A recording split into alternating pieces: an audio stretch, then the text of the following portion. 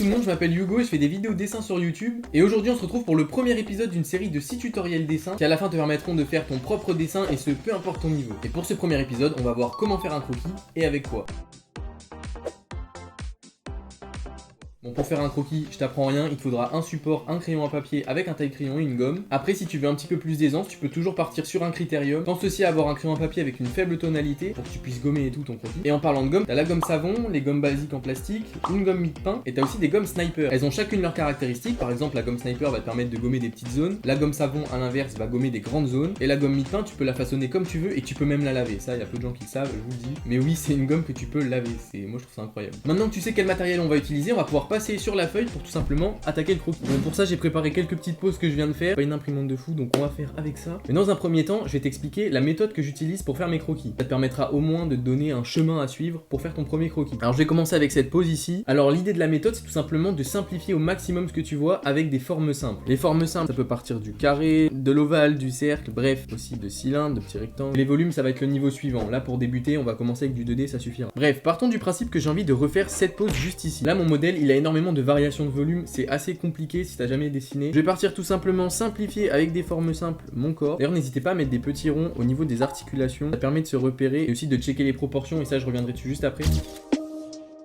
Et voilà, là comme tu peux le constater, j'ai simplifié mon corps à l'aide de formes assez simples. Tu vois là par exemple je suis juste parti sur un rectangle pour simplifier la cage thoracique. Pour les épaules j'ai juste mis des cercles. Bref, vraiment on simplifie le dessin. Là on crée notre première construction. Là pour refaire cette construction c'est simple, je vais exactement redessiner les formes que j'ai faites par dessus à l'aide de mon petit critérium. Pour ça très simple, je viens juste reporter les formes que j'ai faites. Et vu que j'ai simplifié mon dessin, je vais créer une armature assez facilement qui me permettra par la suite de détailler le dessin.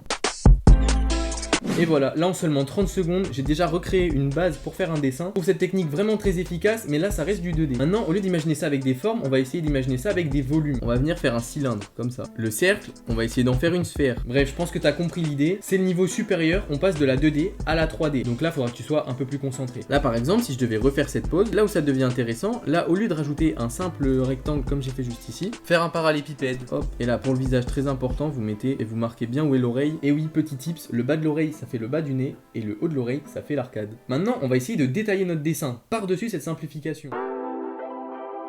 Avant de te lancer dans les détails, vérifie bien que ta base est bonne. Pour les proportions, tu peux trouver des informations sur internet. Et moi, ce qui m'a le plus aidé, c'est les morphos. Les morphos, c'est des bouquins pour apprendre à dessiner. Là, celui-là, il traite notamment de l'anatomie. Et il y a vraiment beaucoup de contenu. Et voilà, une fois que tes proportions te paraissent sympas, tu peux passer aux détails. Pour les détails, tu vas tout simplement te servir de ta structure pour les coller par-dessus. Là, tu prends ta gomme, tu baisses l'opacité du croquis. Pour ce dessin, j'ai décidé de dessiner mon perso principal de mon manga. Il s'appelle Rio.